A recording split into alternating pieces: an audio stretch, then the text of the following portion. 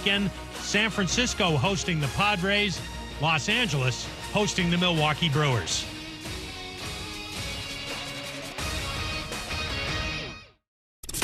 The Early Line with Mario and Musso. Mario and Musso have your early line on 104.5 ESPN Baton Rouge. I mean, we're just here to have fun and win and have fun by winning. Live from the Mercedes-Benz of Baton Rouge studios, here's Mario Jerez and Matt Musso. A good afternoon, Football Friday, Mario, October 1st, here on your early line. Matt Musso alongside Mario Jerez to my right, Casey Gaines and Taylor Sharp on the audio board and video board, respectively. Big show today, Mario. Final thoughts on LSU and New Orleans Saints as they prepare for their games against the Auburn Tigers and the New York Giants. We will have a new guest on the show for the first time today. That will be Ariel Epstein. She will join us at 2:15. We've been wanting to do a bit of a prop segment. She's very good with the props, so we'll get some props for NFL and college from Ariel and talk some of the major games, spreads in both leagues. Our weekend picks will complete the early line six-pack for each of us. Gave you our underdog plays of the week yesterday. 4 more picks on the way for you today. Tyler Moody, as always, will wrap the show with us. 4 days left in Major League Baseball regular season. I'm sorry, 3 days left in the Major League Baseball regular season. Tonight, tomorrow, and Sunday. The AL wildcard sucks. And with that, we move to LSU and Auburn. Our final thoughts. A little bit of line movement in that game. Mario, the Tigers, the home Tigers, purple and gold Tigers, now just 3-point favorites, set to kick off at 8 p.m. versus Auburn. Finally, you'll have Tiger Stadium back to being Tiger Stadium, hopefully, or Death Valley, I should say. And there's been a lot of debate about, how many people will actually be at the game. Will it be 90,000, 100,000? But either way, I'm really excited, and I'm expecting an awesome atmosphere on Saturday, Musso. And this is an LSU defense that's been playing really well and is playing an Auburn offense that's obviously a little bit in flux. We'll see what they do at the quarterback position. I think LSU has a really good opportunity to get a really good win at home in front of a really excited crowd inside of Baton Rouge. And Auburn is coming into a game where they're in a tough situation. They're coming off that game against Georgia State, where they almost drop a massive upset at home. So huge game for both teams. Hopefully LSU can continue to make a little progress after what I thought was a really nice win at Mississippi State. And I'm very excited for this game, and I think LSU's got a good chance to win. I'll tell everybody why as we continue to dissect this game and eventually give a pick. So final thoughts for me, really, Mario, is I think this goes very similar to Auburn's game against Penn State. I think we talked a lot about LSU's inability to run the football this year, and it's been one of the top storylines. It's been very evident if you've watched the team behind that offensive line. It just, if they get to 4 yards per carry, you're doing backflips. And if they get to 3.5, you're really excited too. It's just been that type of year for LSU on the ground so far through 4 games. Auburn stonewalls the run. It's what they do. They give up less than 100 yards a game against the run. The problem is they can't really defend the pass very well. That's why I think it goes similar to how it did against Penn State. Noah Cain's pretty darn good up there at State College. But they gave up 302 yards through the air after holding him to just 88 on the ground. So if you get my point here, LSU's strength is throwing the ball. Auburn's weakness is defending the pass. LSU's weakness is running the ball. Auburn's strength is defending the run. Yeah, and I think Hunt laid it out really well in the show before us. I think LSU is a little bit better equipped to stop Auburn's run game than Auburn is to stop LSU's passing game. And as far as LSU's offense goes, we've talked about it all week. It's important to keep the same philosophy, be aggressive in early downs, try to get the ball in space out to your playmakers on those early downs, especially Keyshawn Boutte, who you want to keep involved or who you want to get involved early in the game. But it's important to at least make progress in the run game, Musso. LSU is what LSU is. At least they're a football team with an identity right now, that being a really good defense that's going to swarm the opposing quarterback and some really good wide receivers, catching passes from Max Johnson, who looks to be getting more and more comfortable as he goes into season. But you got to keep trying to at least pop something in the run game. I think Corey Kiner, as you know, has shown some flashes, and maybe LSU won't wear Auburn down running the football, but I think there will be opportunities to maybe break a long run. See if you can't break like a 20, 30, 40-yard run to break this game open. And LSU needs to keep following that same philosophy, but you also have to keep trying to make some progress in the run game, because I thought they did that against Mississippi State. I'm glad you mentioned identity, because that kind of brings me to something else I wanted to explore. So Coach O earlier this week was asked if LSU could get where they want to go ultimately, not being able to run the football, and how they're playing now, even with their defense. And he said, no, you can't. You have to be able to run the ball. But what's important is LSU has been able to win the games that they're supposed to win. And that will continue with this identity that they have of being able to get after the passer, of improving week to week against the run, throwing the ball all over the place, and Max Johnson just throwing 3+ touchdowns seemingly every single time he takes the field. Not seemingly, every single time he's taken the field as a starter. That has happened. So McNeese State, that's a game you're supposed to win. You did that. Central Michigan, same thing. Mississippi State, same thing. Auburn is a game that you're supposed to win. This is a team that is in a first year with a head coach, first year in a new system. The talent is still there at some positions, but everyone's kind of acclimated, and they just got a hell of a scare last week against Georgia State. It's also a program that has not won in Baton Rouge since 1999. This is a game that you are supposed to win. And even with this formula, as we just laid out, because strengths and weaknesses, LSU should be able to get it done against this. I think ultimately what happens is what's happened for Auburn all week. We talked about it. They've had trouble getting in the end zone. Those problems aren't just going to be fixed after 3 weeks going into week 4. That's not going to happen. You're going to stop them in between the hashes. Tank Bigsby will get his, but ultimately the passing game, whether it's TJ Finley or Bo Nix, doesn't strike much fear in me from Auburn. LSU bends. They don't break. They hold Auburn to some field goals. I think it plays out very similar to Auburn-Penn State. I like LSU 28-23 in this game. Yeah, got to limit Tank Bigsby. As you said, it's going to be really hard to stop him, but at least limit him. Don't let Auburn establish the line of scrimmage the same way UCLA did. And that's a big reason why I'm really excited for this matchup. I think some of Auburn's strengths, although maybe they're not as strong, are similar to UCLA's. They're a team that wants to establish the line of scrimmage. They're a team on defense that wants to bring pressure, mix things up with Derek Mason. And I think LSU has a really good chance to show some growth as a football team here. We talked about the offensive line yesterday. Maybe you don't dominate your individual matchups and you don't mash the ball and run all over Auburn, but hopefully you at least communicate better. You pick up some of these blitzes that you missed against UCLA, and you have Max Johnson at a level where he's a lot more comfortable than he was in that first game. Although he's getting a lot more used to playing, I think, with the subpar offensive line. He's doing a much better job moving around, climbing the pocket when he needs to. But that being said, you want to see the growth of the offensive line here, especially when you consider the fact that they're getting a couple of guys back, including Cam Wire and Charles Turner. And Cam Wire was going to be a key player on this team from the beginning. He really needs to step up and be one of the leaders on this LSU offensive line, along with Ed Ingram, who I know has not been playing as well as he is capable of playing as well. So this offensive line has definitely been a weakness, but they need to at least show progress. They need to at least grow. And if they keep Max Johnson's jersey clean and they do just enough in the running game, then LSU can really have some success here and possibly, I don't want to say win big against Auburn, but win at a margin that's somewhat comfortable. Let's switch gears to the Saints because we only have a few more minutes left before we break and get to Ariel. Saints, Giants. Saints 7.5-point favorites right now in the Dome. First game in the Dome, full capacity since the playoff game against the Vikings. We're not going to rehash how that played out, but that's how long it's been, and that place is going to be rocking, and the Saints are getting healthier and healthier as the day goes. Marshawn Lattimore, Jameis Winston, both full participants at practice all week. They will be good to go. Lattimore led the team in tackles last week anyway, so he was phenomenal. You will be without McCoy and Armstead. Worth noting on the injury report was Demario Davis for a personal reason why he was not at practice yesterday. Him and his wife welcomed another child into the world. So congratulations to Demario Davis and his family. But ultimately, the Saints are getting very healthy. They're already looking like a team trending way up than where many, I think, had them. And they welcome in the lowly New York Giants who aren't getting healthy. Sterling Shepard, Darius Slayton out for this game.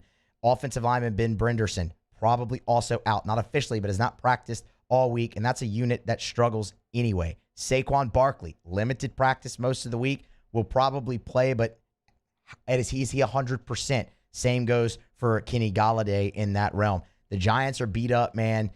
The offensive line struggles anyway. Daniel Jones in that building against that Saints pass rush right now.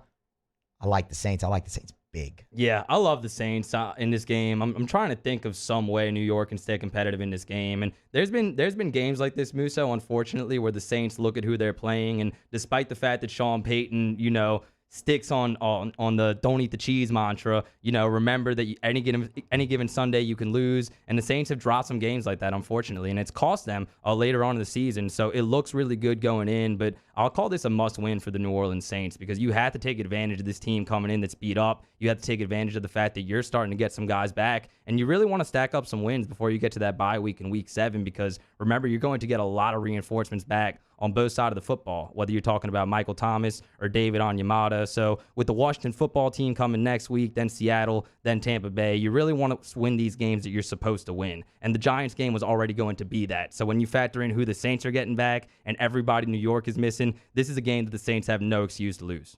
Not waste. And add in the fact that it's the first game back in the Superdome. Yes. Not one excuse in the book at all for the Saints to lose. And you know what? I don't think we have to worry about that because I don't think they are. I mean, the Giants are. Remember when we did that segment a couple weeks ago about, well, I guess it wasn't a couple weeks ago, it was probably in the offseason, about all the money that was coming in on the Giants to win that division.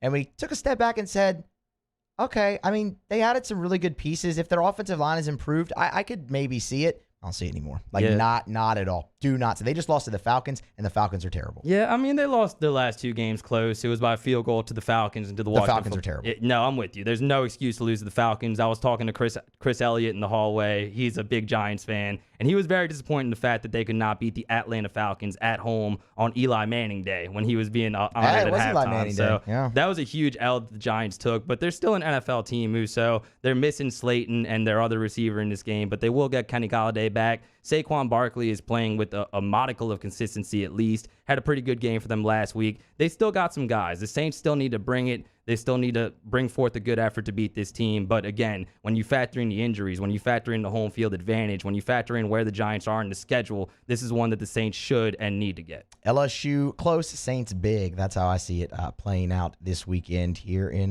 Louisiana. Both home games for the teams. Grab our first break. Plenty still to come. Our weekend picks complete the 6-pack at 2:30. Tyler Moody at 2:45. Next, we welcome on Ariel Epstein, prop bets, and a look at the college football and NFL weekend ahead. Stay tuned for that. It's Early Line on 104.5 ESPN Baton Rouge. Mario and Musso, the Early Line. We opened up the playbook and expanded our coverage. Listen daily in high definition on 98.1 HD2. We are 104.5 ESPN Baton Rouge. And our topic today is about savings. What is savings? Hancock Whitney isn't just a bank for our clients. We're investing in our hometowns, making life better for everyone. So keep dreaming. We've got your back. Yo, Jake here for Patient Plus Urgent Care Clinic, the place that's going to be convenient for you during an inconvenient time. Look, you hear me talk about my 4 boys all the time, and sometimes things like stitches, well, they happen. And in fact, they have. And Patient Plus is always taking care of us, just like they'll do the same for you. And now with 7 convenient locations across the Baton Rouge area, open from 9 a.m. until 9 p.m., 7 days a week. And also at patientplusuc.com, you can sign up for your appointment on the way to the clinic. That's Patient Plus Urgent Care Clinic. Get in and get better. Front to Back Boat Service has been family owned and operated for 30 years. And the Sherman family is NMEA certified. That's the National Marine Electronics Association at Front to Back. They are committed to improving the safety and technology of marine electronics through installer training, interface standards. And look, the fall and the winter, it's the perfect time to do that yearly maintenance you've been putting off. Get those parts you've been wanting. So schedule your appointment today at Front to Back, North Airway off of Airline Highway.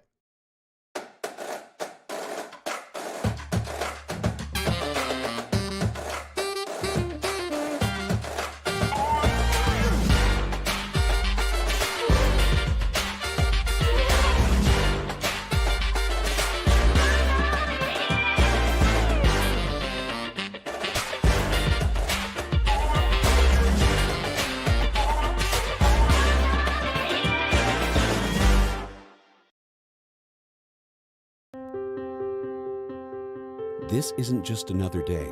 It's so much more. Kelly's life was put on hold when her auctioneer primary care doctor discovered a rare blood disorder. Her doctor connected her to an auctioneer care team of cancer, heart, and kidney specialists.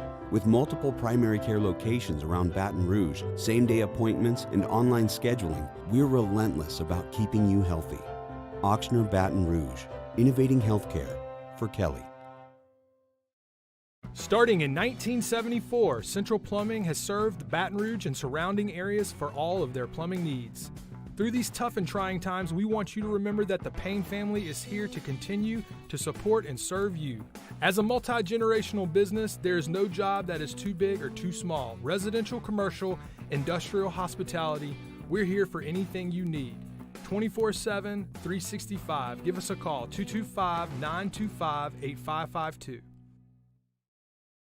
Tonight, we invite you to celebrate life, wherever and whenever you can, understanding that time is never on our side. Instead, gather up your friends tonight and share a few stories and laughs over a good bottle of wine. Or maybe a family meal that gives everyone a chance to reconnect and remember what's really important, whether it's for a birthday, an anniversary, or simply to remind someone special that they are loved. Rufino's, where Louisiana comes to celebrate life. Crime has serious consequences, but anyone can make a mistake. If you find yourself in trouble with the law, know that you have rights, and it's okay to demand them. The law offices of O.C. Brown are here to protect you and your rights. Felony or misdemeanor, DUI or drug charge. No matter what crime you're accused of, you still have rights. Let the law offices of O.C. Brown uphold them. Call 225-343-1111. Your law firm for a lifetime. If home is where the heart is, a roof is a shield. That's why for over 25 years, South Louisiana always turns to... Hey, it's Matt Moscona inviting you to join us for a Football Friday edition of AFR presented by Don Juan Cigar Bar. Preview an LSU Auburn Saints Giants. The Riot Radio Hours. Phil Steele is here. Join us 3 to 6. 104.5 ESPN Baton Rouge.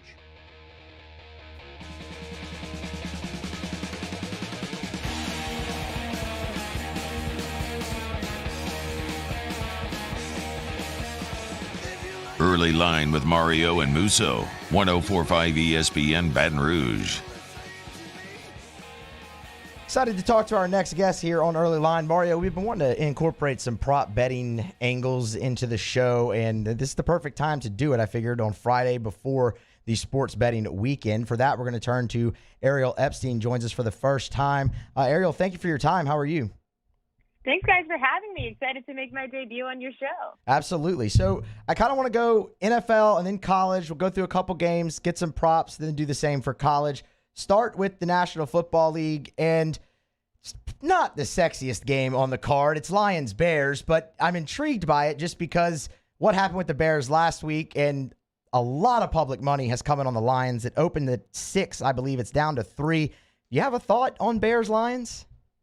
My thought is that the Lions moved a lot against Chicago for a team that has so much hype surrounding its quarterback. You're going to have either Andy Dalton, Nick Foles, or Justin Fields at the helm. Either way, this line has moved way too much in respect to Detroit. Even though Detroit played a really tough game against the Ravens last week, the Ravens were coming off of a win over the Chiefs, an overtime loss, over the Vegas Raiders. They caught Baltimore at the perfect time, and Baltimore still comes away with the win. And I know it was a 66-yard historic field goal, etc. Then you look to Chicago, who has Andy Dalton, who has experience. He also can throw the ball. It's not like he's Ben Roethlisberger, who doesn't have an arm anymore. He can throw, and he's up against the Lions, who allow the third most passing touchdowns in football. You guys love props. Even though we're not going to see a prop most likely on the Chicago Bears for a while because their head coach Matt Nagy said that it's going to be a game-time decision this morning, the Chicago Bears quarterback to throw multiple touchdowns could be a play this weekend. Ariel, very excited to have you on. Thanks so much for your time. I want to ask you about the big game in the NFL this weekend. That's the Sunday Night Football matchup in New England as Tom Brady is making his return to face the Patriots now as a member of the Buccaneers. Tampa Bay is catching 7 in this game. Definitely want your thoughts on the line, but I also want to know what you think of a Jacoby Myers possibly going over 5.5 receptions in this one. I think that could be an interesting play for a prop bet just because I think the volume of passing will have to go up for the Patriots. And I think Matt Jones is starting to heat up a little bit. What do you think of that line, and what do you think of Jacoby Myers over 5.5 receptions for the Patriots? The beauty of props is that you could be on one side for a prop, and it has nothing to do with how you believe the outcome of the game's going to be. There is no way I would ever take the points with the Patriots against Tom Brady going back to Foxborough. I love the Bucs. The thing is, the Bucs have allowed the most passing yards per game in the league this year, 338 passing yards per game. Jacoby Myers is the main target. He had 14 targets last week for New England. I'm looking at Myers props, whether it's longest reception, whether it's receiving yards, even your receptions prop. My issue with receptions props sometimes is you can go over your receiving yards prop if you have 2 catches. His targets are there to get the receptions. I just hate thinking about, okay, so now Jacoby Myers had 14 targets last week, but how many of those is he going to catch? And that's where I get a little scared with receptions and pass completions for quarterbacks. Receiving yards, he can go over because of 1 play. His longest reception prop, he could go over with 1 play. Regardless, the Bucs allow a lot of deep balls. The last few weeks, every time that there's a Bucs game, I target one of the top 2 or 3 receivers on the opposite side, and I look at their longest reception prop.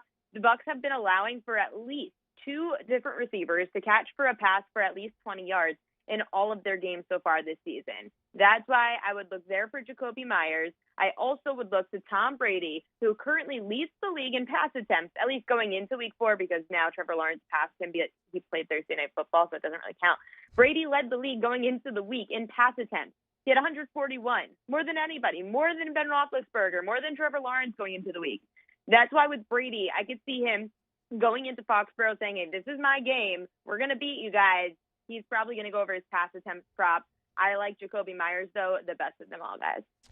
Game that will lead into Sunday Night Football will be America's Game of the Week. That's Cardinals at Rams. Rams coming off the big win against the Tampa Bay Buccaneers. Favored by 4 at home against Cliff Kingsbury's bunch. They cover? This one has me going back and forth. I'm so frustrated because I wake up one morning and like the Rams. I wake up the next morning and I like the Cardinals. This morning I woke up and I watched Good Morning Football on NFL Network and I saw these stats. The quarterback for the Cardinals, Kyler Murray, 0 for 4 against the Rams. He's averaging 187 passing yards and 11.5 rushing yards per game. The Cardinals with Kyler Murray in 4 games against the Rams have averaged 16.5 points. They've been outscored 121 to 66. Kyler Murray has not had a lot of success against the Rams. Then you look at what the Rams did last week.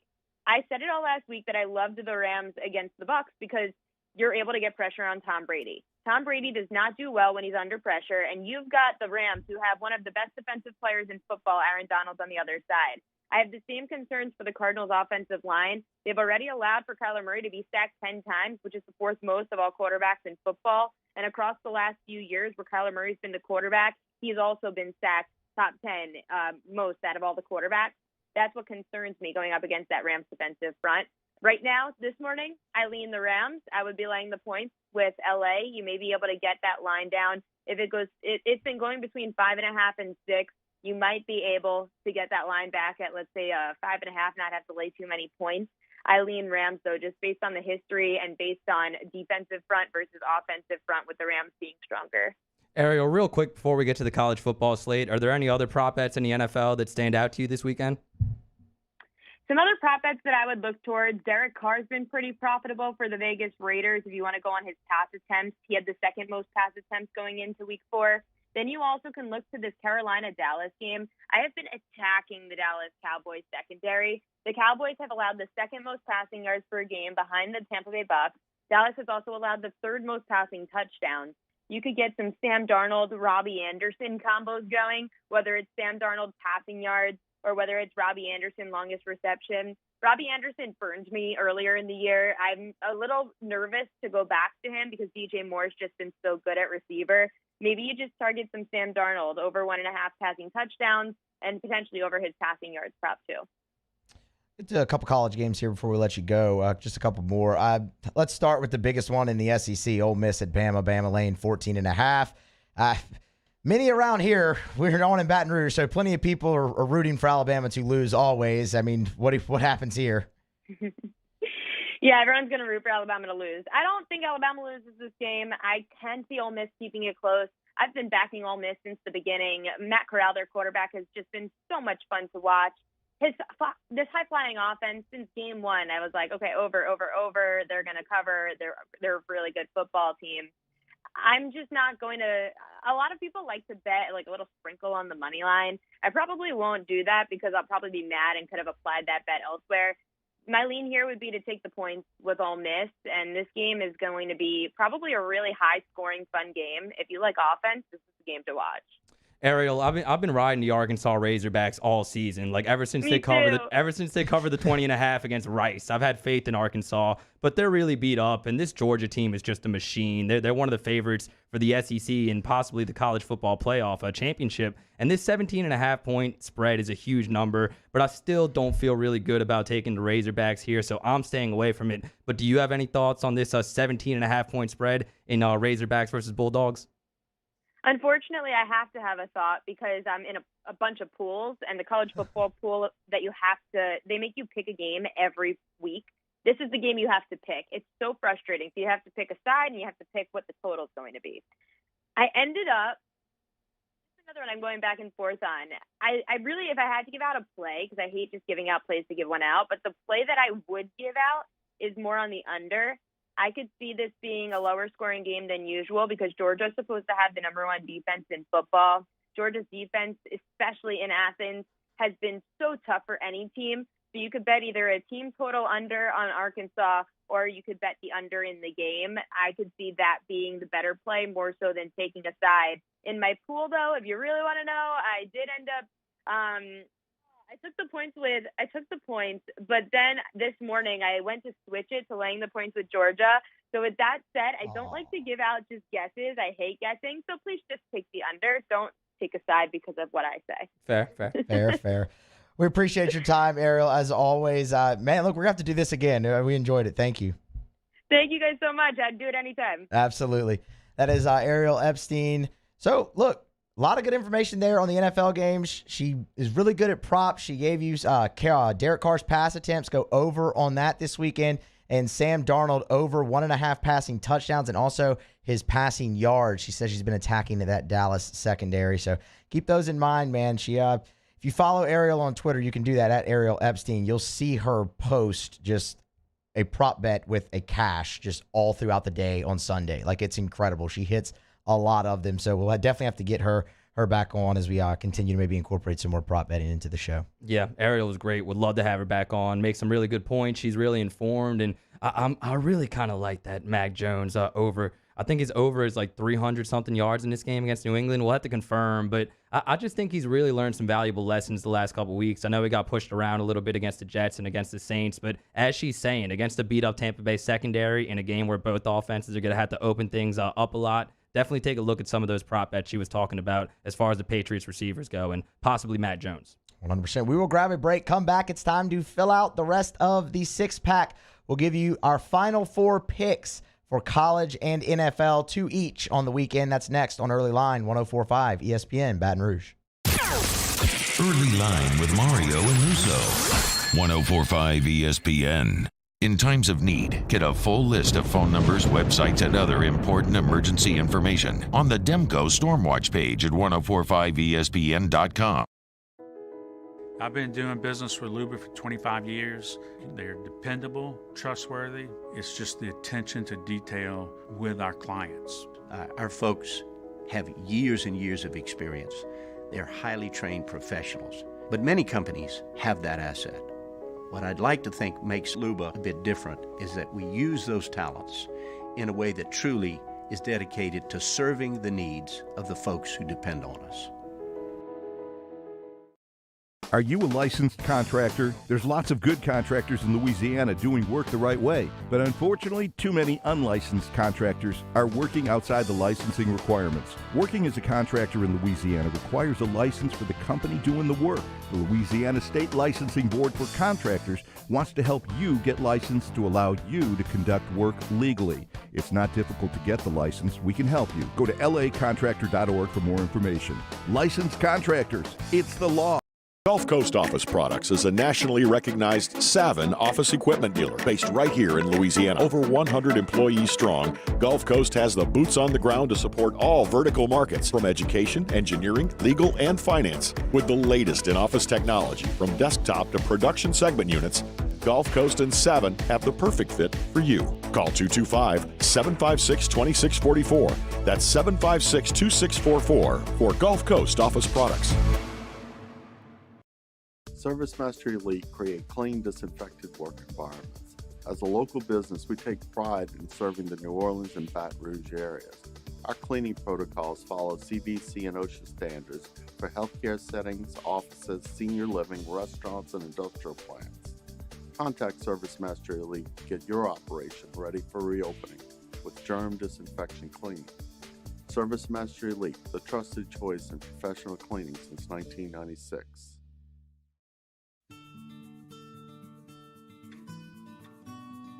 This is a house call.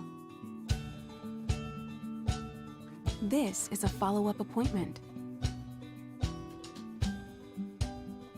This is a diabetes checkup. This isn't just more convenient care, it's more advanced care. This is innovating healthcare at Louisiana's #1 hospital, Ochsner. If you're in an accident, a car accident, a slip and fall where you're injured, you need to call an attorney. The defendant insurance company, it's their goal to close the case as quickly as possible and pay out the least amount of money as possible. That's why it's important to call an attorney and call the law office of O.C. Brown. At the law office of O.C. Brown, we're a family-owned firm. We want to be your law firm for a lifetime. It's no secret. The best oysters in Baton Rouge are at Jolie Pearl Oyster Bar. Enjoy mouth-watering South Louisiana flavor and oysters from all over the country. And don't forget our nightly drink specials.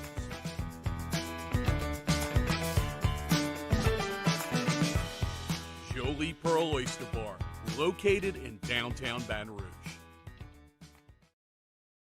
Eli's always been into grilling. It took us a while to see it, but the signs were there. What are you doing, Eli? I knew grilling was my thing. I have been talking about it throughout my career. Happy with the results? I am. Got the new grill from barbecueguys.com. It performed great. My advice, as I always told my boys, do more of what you were born to do. Barbecue Guys. It's week 5 in the prep football season. We get you started Friday night at 6 with Louisiana Prep Preview. Catholic High and Lafayette Christian kick off at 7, immediately followed by a full 2 hours of the Louisiana Prep Scoreboard Show on YouTube, CST, and 104.5 ESPN Baton Rouge.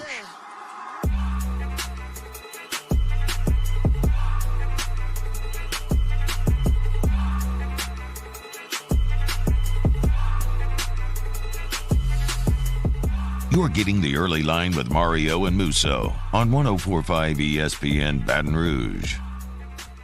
Back here on the Early Line, a Football Friday edition of Early Line. Mario, it is that time now to fill out the rest of the six-pack for the weekend. Yesterday, give you our underdog plays of the week. I handed out the Cardinals plus 4.5. Yours was... I had the Vikings plus 2 versus the Browns, and I had Baylor plus 3.5. My other one was Boston College plus 14.5 versus Clemson. Now we give you 2 more college, 2 more NFL to fill out 6 picks. Overall in the season, I sit at 18-8-1, coming off a 6-0 week last week. So regression probably headed right down the road straight into my face. Mario, you sit 16-11. 16-11. Getting competitive here, Musso. Gotta have a better week than you. And look, regression's coming. Okay, I promise. It's not like it's not gonna be another 6-0. I probably won't have another 6-0 week the rest of the season. But we got it out of the way last week. The old reverse jinx. Exactly. Yeah, there you go. Hey, hopefully.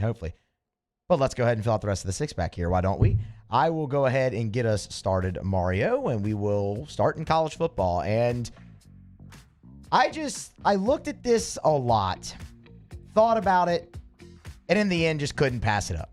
Florida State has been awful. I mean, they have been awful this year on both sides of the ball. The one thing, if there's one thing the Noles have done decent, not even really good, decent, it's stopped the run. 132 yards per game they're surrendering on the ground. But here comes a massive test in Syracuse Orange running back Sean Tucker. Let me tell you about Sean Tucker. Sean Tucker is second in the FBS with 536 yards rushing, leads the nation in scrimmage yards with 711. Also Syracuse's leading wide receiver on the team, 210-pound freshman. That's a tough test for anyone. Oh, but wait, there's more. Sean Tucker has also accounted for 8 of Syracuse's 15 touchdowns on the season. Florida State has been plagued by slow starts and unable to climb out of the deep hole created by them. Look no further than Notre Dame in week 1 and Louisville last week. Mackenzie Milton has played well for Florida State, but that offensive line has struggled. I'm not going to say Florida State goes to 0-5. This could very well be their first win of the season, but I like Syracuse to be right there at the end and cover the 5.5. Syracuse Orange plus 5.5. Good pick. Florida State taking Arkansas's place in the college football cellar, right? We like to see There it. we are. Good pick, Musso. My first pick in college this weekend as part of this 4-pack is going to be Georgia Tech. So the Yellow Jackets, 3-point underdogs at home this weekend against Pitt, and both of these teams have questionable losses to directional schools. Tech lost to Northern Illinois to open the season, and Pittsburgh lost to Western Michigan. But despite those losses, Musso, they're both very much alive in a wide-open ACC, and this is a big game in the conference. Now, the Yellow Jackets, again, they start the season off slow with that loss, but they have a lot of momentum right now. They're coming off a big 45-22 win against North Carolina. That was their first win over a ranked team since 2017, and after they struggled a little bit early on the offensive side of the ball, I think they found a little rhythm. And Georgia Tech definitely still wants to run down your throat, but they've been very balanced. The Yellow Jackets enter this week collecting 383 yards per game, 187 on the ground, and then 196 in the air. And their quarterback, Jeff Sims, kind of an odd dynamic this season. He started the season as a starter. He got hurt. Then he became the backup again. However, they wanted to get a spark on offense last week in their game against North Carolina. Sims enters right before halftime against the Tar Heels, and he balls. He rushes for 128 yards, 3 touchdowns, doing that on just 10 carries, and he also completes 10 of 13 passes for 112 yards and a passing touchdown. And Tech's defense is also rolling coming into this game. As you know, Musso, the last 2 weeks, they pushed Clemson and North Carolina around in their last 2 games, especially in that game against Clemson, which they lost because they can only muster 8 points, but they really dominated DJ Uiagalelei and that Tiger offense. They did the same to Sam Howell last week, absolutely harassing them, a lot like Virginia Tech did in that first game against North Carolina. They sack Howell 8 times, they recovered 3 fumbles, and Georgia Tech records 13 tackles for loss in 1 game. Now, Pitt's offense is coming in this game, getting a little love. They've scored 40 points in all their games, and that's a big reason why they're favored in this one. But Pat Narduzzi's defense also gave up 34 points to Tennessee, and they gave up 44 points to Western Michigan. Now, Musso, I think you and I will always have love for Pittsburgh for beating West Virginia back in 2007, helping LSU win the championship, but not so much this week. Give me Georgia Tech plus 3.5 versus the Pittsburgh Panthers. To South Bend, Indiana. Notre Dame hosting Cincinnati. The Bearcats 2.5-point favorites on the road. This is it for Cincinnati. This is the one. You have to win it, and you have to win it impressively. If you want a chance to get in the college football playoff, this is the one. It goes no further than this. You should run through the American Conference, but you need this win over Notre Dame. You already got one over Indiana. This is the one. For Notre Dame, no West for the weary. Coming off a big win last week over Wisconsin, in which, honestly, they played their most complete game of the season. Right back into the fire you go. Said it. Notre Dame looked like a team for a while that was ripe for the picking, but a nice win over Purdue and a 31-point fourth quarter. And again, their most complete game of the season last week against Wisconsin. Brian Kelly's squad suddenly looks a little bit more sturdy. Jack Cohn settling in at quarterback, even though it's behind a shaky offensive line. And the ground game could find some success as well against the Bearcats rush D that ranks outside the top 60 in the FBS. Again, want to reiterate, last chance, Cincinnati. You need this one.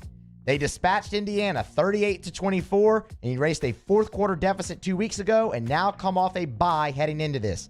But the offense, it hasn't quite been what was expected this year, and it showed in the Indiana game, specifically on the ground. Fourth quarter deficit for Cincinnati there. Notre Dame, most impressive win of the season. I think the line is just flat out wrong here. I don't even care about the line.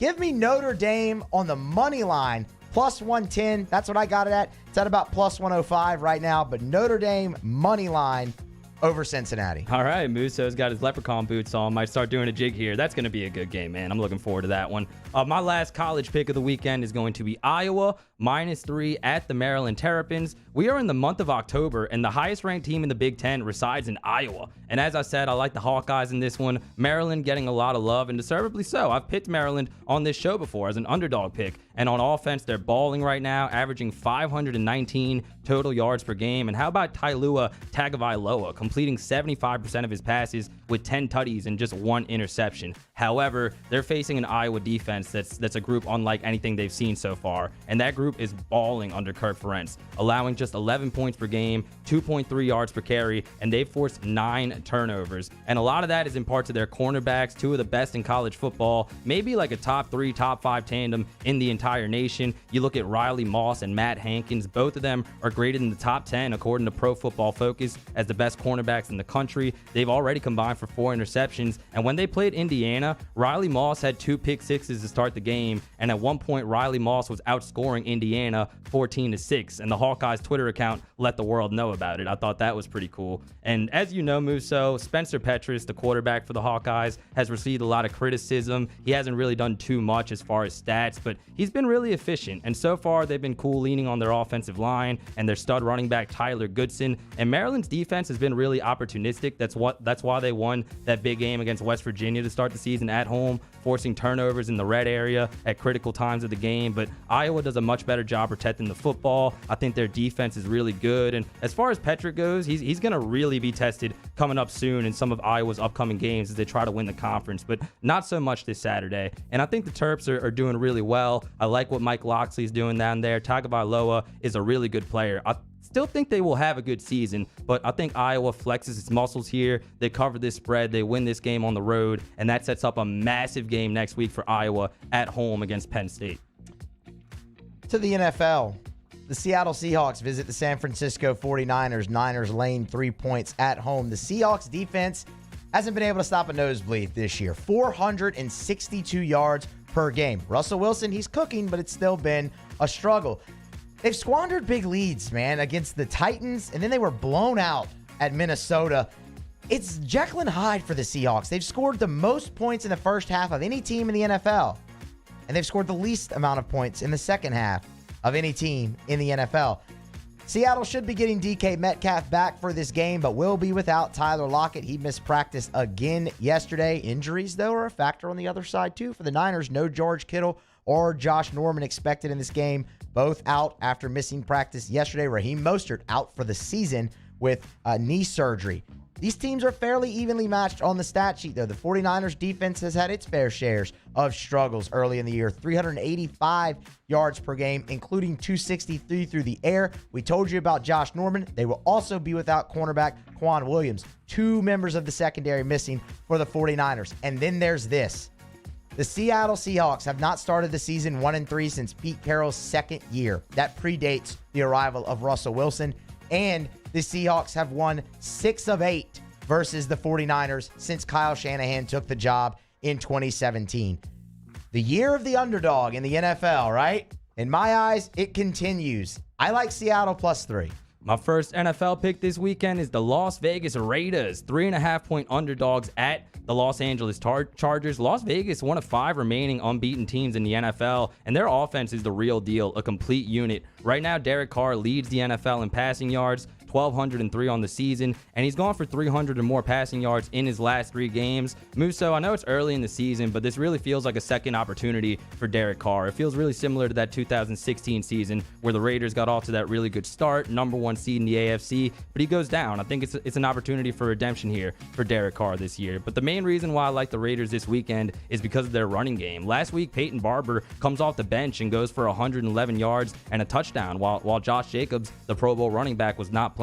Jacobs is back this weekend to join that backfield of Peyton Barber and Kenyon Drake, who's also in the running back room, kind of just chilling for whenever they need him. So you combine that with the passing game that they have with Ruggs and Darren Waller and Derek Carr, I think the Raiders continue to roll. And we should note that the Chargers, they're coming off that big win against Kansas City last week, but they are dead last in the NFL against the run. And I think coming off of that win, being at home, I like the Raiders in this spot here as an underdog. I think they're capable of making explosive plays, keeping Justin Herbert off the field, field at least well enough and beating the Chargers on the road. Give me the Raiders plus 3.5. Colts at Dolphins. Mario, Drake once said a sprained ankle ain't nothing to play with. Well, Carson Wentz has two. The man has 2 sprained ankles, both of them. And the Colts will likely be without 2 of their starting offensive linemen. Guard Quentin Nelson, right tackle Brandon Smith. Need I say more? 2 sprained ankles, and he's missing 2 offensive linemen. I'll say more anyway. Jacoby Brissett showed he was more than capable last week against Las Vegas when they gave the Raiders all they wanted into overtime. Would lose the game, but Brissett completed 65% of his passes filling in for Tua while those ribs heal up. Tua's got to get some calcium, man. Boy's got weak bones. The Dolphins' defense has been very opportunistic this season, creating pressure and forcing turnovers. It's a defense that will be close to full health as well this weekend, too. So the Colts defense, on the other hand, propensity for giving up big plays. If Jacoby Brissett turns in the same outing he did last week in a backup role, the Dolphins should pick up the win. Miami -2. Hammer it. Oh, man, I'm going full Leroy Jenkins to end the segment here. A.J. Brown and Julio Jones have both been ruled out in the Titans game versus the Jets, but I'm still going Tennessee -6.5. And by the way, Musso, quick fantasy football thought of the day. It's racing at Matt time, baby. He is going to get some targets in this game with both Jones and A.J. Brown being out. And I think the Jets will play better. They won't get embarrassed like they did last week. But Tennessee laying less than a touchdown here at home, even with the injuries, is too good to pass up. And they still have Derrick Henry, obviously, 113 yards rushing last week for the Titans. Also averaging close to 4 catches a game, 3 for 31 yards last week. That is scary with what Tennessee already has on offense. And the Jets anemic offensively right now. They've gone 8 straight quarters without a touchdown, have not been competitive at all the last 2 weeks. And Zach Wilson has already thrown 7 interceptions. The Jets are a young team with some good young pieces. They're not the same dumpster fire New York Jets that we've seen the last couple of years. I like Michael Carter. I like their young receiver that they drafted. I also think Zach Wilson can be a good quarterback in due time. And Robert Saleh is a really good defensive coach. But with the injuries they have, they're in a really rough spot right now. And I think Tennessee will still cover this 6.5 point spread. Those are our 6 packs for the week. Tyler Moody wraps the show next. It's Early Line. The Early Line. 104.5 ESPN Baton Rouge. Our listeners fire off their opinions on the jimsfirearms.net hotline at 499-1045. Keep listening for your next chance to shoot us your thoughts with the jimsfirearms.net hotline on 104.5 ESPN Baton Rouge. There it is, the extra mile, on the border of expected and extraordinary for those willing to go further, like vans customized for work or play, with safety and tech to keep you connected. Supported by a 5-star sales, service, and finance team. And backed by the 1-star you know. So go the extra mile. It's never crowded because so few have what it takes to go there. Mercedes-Benz Vans. And our topic today is about savings. What is savings? Hancock Whitney isn't just a bank for our clients. We're investing in our hometowns, making life better for everyone. So keep dreaming. We've got your back. Yo, Jake here for Patient Plus Urgent Care Clinic, the place that's going to be convenient for you during an inconvenient time. Look, you hear me talk about my 4 boys all the time, and sometimes things like stitches, well, they happen. And in fact, they have. And Patient Plus is always taking care of us, just like they'll do the same for you. And now with 7 convenient locations across the Baton Rouge area, open from 9 a.m. until 9 p.m., 7 days a week. And also at PatientPlusUC.com, you can sign up for your appointment on the way to the clinic. That's Patient Plus Urgent Care Clinic. Get in and get better. Front to Back Boat Service has been family owned and operated for 30 years. And the Sherman family is NMEA certified. That's the National Marine Electronics Association at Front to Back. They are committed to improving the safety and technology of marine electronics through installer training, interface standards. And look, the fall and the winter, it's the perfect time to do that yearly maintenance you've been putting off. Get those parts you've been wanting. So schedule your appointment today at Front to Back North Airway off of Airline Highway.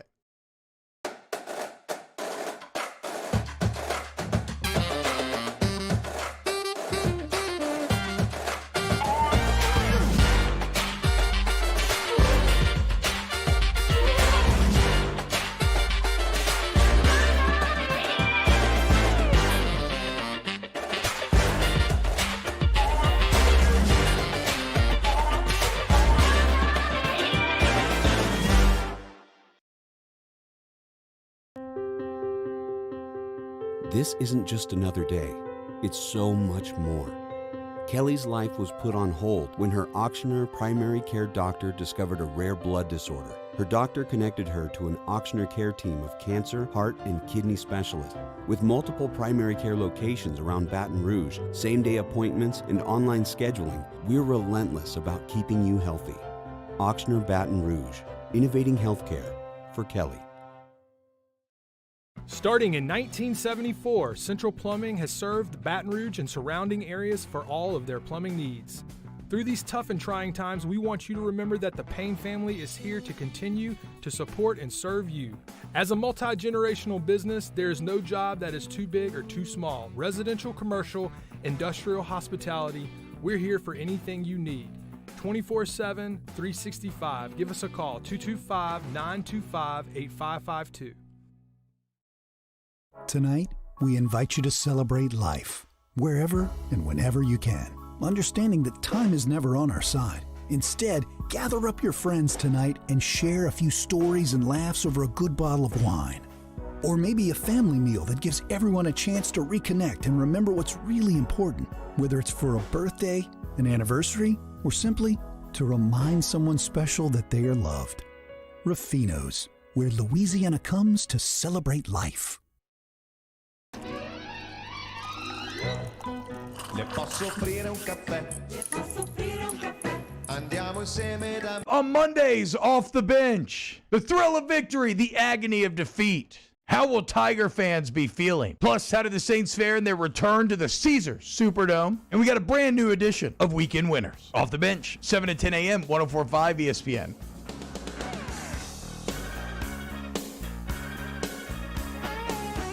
Early Line with Mario and Musso, 104.5 ESPN Baton Rouge. Wrapping up the show with some Major League Baseball talk and some weekend picks. For that, we welcome on Tyler Moody, as we do every single day. Tyler, how are you?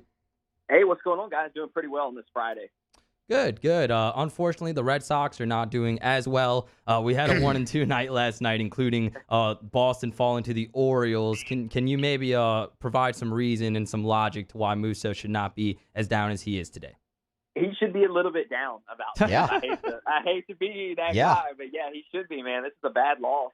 We talked about there was a chance for them to go sweep this series and, put things away and not make the back, last three games super interesting. Well, things are going to be very interesting, and now Boston absolutely has to play some of their best baseball going into this national series after losing 2 of 3 to the Orioles at the most pivotal time of the season. Not a good look for Boston, but they're still in a decent spot. They're tied right now with Seattle, the most unlikely of teams right there. It's Seattle and Boston with these final 3 games to go, and the Blue Jays just 1 game back. Going to make for a very exciting weekend. Baseball's pain. What do we have on tap for tonight? For tonight, Tyler? Well, look, I think Toronto, look, these Orioles, though, they're clearly playing decent baseball and trying to play spoiler, but I'm on the Toronto Blue Jays tonight because Toronto has a chance to make the playoffs. How good would it be for baseball and the future of baseball if you can get Vladimir Guerrero Jr. in the postseason this year? Maybe he has a big series, showcases himself to the world even more. I think for the game of baseball, they really, if they could find a way to get the Yankees, the Red Sox, or Toronto in, you have great storylines all the way across the board there. So I like the Blue Jays -1.5. I think they take care of business tonight against the Orioles. I've got the San Francisco Giants -1.5 as well. DeSclafani is on the hill for the Giants and really good throughout the course of this season. I think the Padres, they have not announced a starter yet. They're bringing up someone from the minors. So I think there's a chance the Giants are able to get it done and take care of business there. And then finally, I have the under in the Dodgers and Brewers game. It's set at 8.5. I've got Kershaw versus Lauer in that game on the hill. I'm going under 8.5 runs, Brewers and Dodgers also. Real quick, Tyler, about 30 seconds or so. How big of a disappointment were the Padres this year? Pretty big, man. They really were. Now, they ran into some problems, losing some of their starting pitching. They dealt with injuries throughout the course of the year to their starting pitching. Tatis was in now the lineup. But, yeah, man, very disappointing for the money spent, for the hype around Tatis. Yeah, it's disappointment because of how fun they could have been, and they're going to be one of the most exciting teams to watch moving forward. All right. Tyler Moody likes the under 8.5 in Dodgers Brewers, likes San Francisco minus 1.5 versus San Diego, and the Toronto Blue Jays favored by 1.5 against the Baltimore Orioles, aka the Red Sox Killers. Hey. Thank you for your time, Tyler. Have a great weekend, man. All right, guys. See y'all. Be well. 30 seconds, Musso. I think LSU wins 24-16. I think the Saints beat the Giants 31-10. What say you? I like LSU 28-23. I like the Saints 38-17 in the game. Have a great weekend. Let's go Yellow Jackets. Go Tigers. And who dat? Guinness. Talk to y'all on Monday. Early line 104.5 ESPN Baton Rouge.